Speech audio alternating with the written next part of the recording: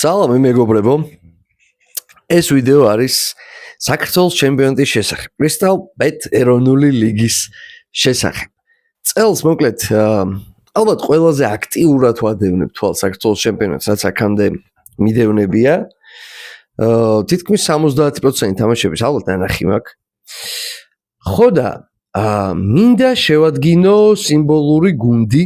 აი ამ ეტაპის მიხედვით, რაც ნათამაშებია უკვე მიმდინარე სეზონში. მაგის მიხედვით გამოვარჩიო ფეხბურთელები, რომლებმაც ყველაზე ისეთ კარგი შთაბეჭდილება დატოვეს ჩემზე და არ ვიცი, თქვენც გაგიზიაროთ და მეც დავაკვირდე იმას თუ რა მომხვდა თვალში. საინტერესო სამსჯელო არის ჩემი აზრით. ხო და რაღაც სისტემაში ხომ უნდა მოვაქციო ახლა ფეხბურთელების არჩევა და გადავწყვიტე ფენტეზის არჩევისაც როგორც არის თითო გუნდზე გამოყოფილი 3 ადგილი, აი ამ პრინციპით შევადგინო გუნდი.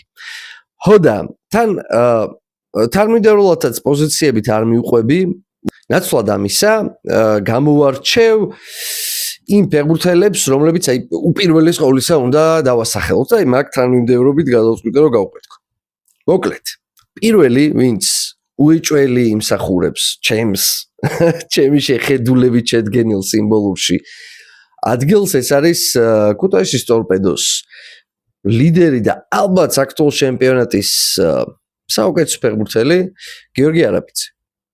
მარჯვენა ფრთაზე ჩვენი სიმბოლური გუნდის ნაღდად არაბიძე უნდა დავაყენოთ, მიუხედავად იმისა, რომ შეიძლებოდა ეგ პოზიცია მიმეცა პატა ბუდუშაურისთვისაც, იბერიას ფეხბურთელისთვის, იმიტომ რომ მასაც აშკარად კარგი სეზონი აქვს მოერგო ამ თავის ახალ გუნდს და ზოგადად გამორჩეული ფეხბურთელი არის საქართველოს ჩემპიონატისთვის.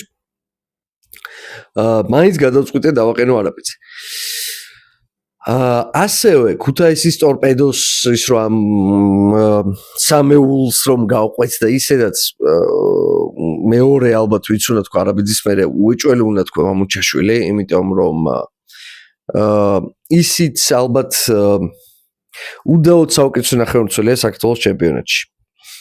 ეროვნული ნაკრების ფეხბურთელი, უდიდესი გამოცდილების მქონე ფეხბურთელი, გვახსოვს ჩვენის ბათუმის დინამოში როგორი მნიშვნელოვანი ფიგურა იყო და ეხლაც ქუთაისის ტორპედოშიც ძალიან მნიშვნელოვანი ფიგურა არის და ნუ მოკლედ მამუჩაშვილიც უეჭველი უნდა იყოს სიმბოლურ გუნდში და ბარემ რომ ამოვწუროთ ტორპედოს სამეული თავდასხმელის პოზიციაზე ჩემს სიმბოლურ გუნდში მე დავაყენებ დიეგო დეისაძეს. მიუხედავად იმისა, რომ ფორვარდები არიან სხვაებიც საინტერესოები საქართველოს ჩემპიონატში, იგივე ზაგანია შეიძლება თქვა იბერიიდან, ჟანი შეიძლება თქვა რუსთავიდან, მათეო აწაძე, რომელიც 37 წლის ასაკში, ნუ არ ვიცი, ძალიან კაია. მაინც ავარჩევ დიეგოს. პირველ რიგში ალბათ ბათუმის დინამოს კარში გატანილი ძალიან ლამაზ გოლისთვის და არა მხოლოდ გოლებისთვის. რაღაცნაირი საინტერესო ფეხბურთელია, იმაზე უფრო კარგად წარმოაჩინა თავისთავი ჩემპიონატში, ვიდრე დაუშვათ ახალგაზრდული ნაკრების შემადგენლობაში რჩებოდა შტაბეჭდილება რა. სწრაფია, პასი საკმაოდ კარგი აქვს, აი ეს რაც მოეთხოვება ალბათ ტანმაღალ ფორვარდს დღეს თანამედროვე ფეხბურთში რომ შეეძლოს მოგება ბურთის და სწრაფად გაგრძელება შეტევის პასის ხარჯზე. აბა საკმაოდ კარგად აკეთებს იმის გათვალისწინებითაც კი რომ ტორპედო არ თამაშობს დაუშვათ ვინგერებით, უფრო 4-4-2 თამაშობს და სიტყვაზე აი ამის შესაძლებლობა ტაქტიკურად თითქოს ნაკლები აქვს და ისედაც მაინც ძალიან თვალში ხვდება რომ საკმაოდ კარგი პასის კულტურა აქვს მოკლედ რა. ხო და ესეთი სამი კაცი გამოვიყენე მოკლედ ტორპედოდან სიმბოლურისთვის. მოდი დავჭით ბარემ თავდასხმაში, თავდასხმის ამბავი ამოვწუროთ. რახან თქვით მარჯვენა ვინგერი, მარცხენა ვინგერის პოზიციაზე ალბათ იმხელა კონკურენცია არ არის, როგორც აქეთ ხარეს. მაგრამ მე ვიტყოდი თბილისის დინამოს ლეგიონერს დონკორს. ძალიან სწრაფია. ტექნიკურად შეიძლება ისეთი კარგი ვერ არის, როგორი სისტრაფეც აქვს, მაგრამ ეს სისტრაფე გამოარჩევს, თან გოლები გააქვს, რაღაცნაირი ყისმათიანი ფეხბურთელია. და იქცევს რა ყურადღებას. მინდოდა ასევე, ფიქრობდი ასევე სპაერის საბა გიგიაძე ხო არ ჩავსვა თქო, იმიტომ რომ მანაც კარგი შტაბიჭილება დატოვა. კარგი შტაბიჭილება დატოვა და შეუულია მაგ პოზიციაზე თამაში შეყილაძეს. ვინც მომხვდა თვალში კიდე კარგად ბედოშვილი 3 გოლი შეაგდო რომელიღაც თამაშში. სამგურალთან გონი თუ არ ვწდები. მაგრამ ავარჩიე მოკლედ დონკორი რა. თბილისის დინამოდან ასევე გამოვარჩიე ორი მცველი, ორივე ცაცია მცველი. საბა ხარებაშვილი, ყველაზე ძვირადღირებული ფეხბურთელი საქართველოს ჩემპიონატის და ალექსანდრე კალანდაძე, რომელიც ასევე ჯერ კიდე სვანაძის ახალგაზრდული ნაკრებიდან მაშინაც ძალიან კაი შტაბიჭილებას ტოვებდა, ეხლა ძალიან კაი შტაბიჭილებას ტოვებს ჩემპიონატში. ხო და ორივე უნდა ჩავსვა ჩემს სიმბოლურში მოკლედ. დაცვაში რო დავრჩეთ, ბარემ ნახან ორი მცველი ვთქვით, უნდა ვახსენო ირაკლი იაკობიძე რუსთავიდან და ზოგადად რუსთავი, რომელიც ჩემი ფავორიტი არის წელს, რასაც უყურებ ძალიან მომწონს, როგორც გამოიყურებიან და რუსთავიდან 3 ფეხბურთელი გამოვიყენე. პირველი იაკობიძე, რომელიც პრაქტიკულად ყველა საჰაერო ორთაბრძოლას იგებს ალბათ შეტევაშიც და დაცვაშიც. გოლები გააქვს, გამარჯვების გოლები გააქვს. რაღაცნაირად ისეთია რა, გინდა არ გინდა თვალში ხვდება პოზიტიური კუთხით, რა თქმა უნდა. და ასევე დაცვაში რუსთავიდან მარჯვენა ფლანგზე პირველ ნაწილში ჩემპიონატის ხშირად თამაშობდა ეს ფეხბურთელი მიშკო ანდღულაძე, რომელსაც ძალიან კარგი შტაბიჭილება დატოვა ჩემს.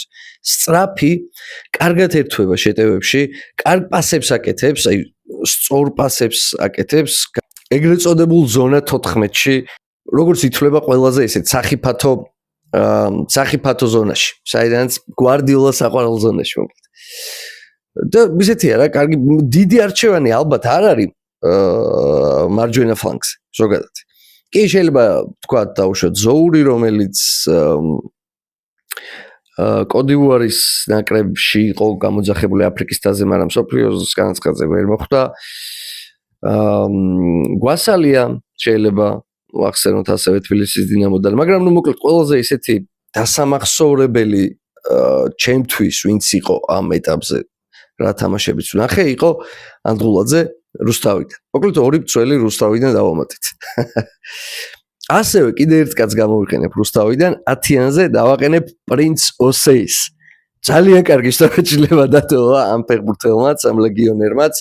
შეიძლებოდა მარას თქმაც ბათუმიდან ათიანზე, შეიძლება მენთეშაშვილის თქმაც გორიდან, მაგრამ პრინცმა რაღაცა გამორჩეული შტაბიჭილება დატოვა ჩემზე და რუსთავის სამეულიც ესე ჩავსვი ამ სიმბოლურში, მით უმეტეს რომ მეორე ადგილზეა რუსთავი ამ წუთისთვის ჩემპიონატში, ყველა ლიდერს მოუგო მე მგონი და კაი გუნდია რა, რაღაც კარგ შტაბიჭილებას ტოვებენ ჩემზე, მით უმეტეს რომ გია ცეცაძე ეხა ერთ-ერთი ყველაზე გამოცდილი და საინტერესო მწვრთნელი ალბათ ჩვენ ჩემპიონატში. ორი კაცი დაგვრჩა, ორი პოზიცია დაგვრჩა.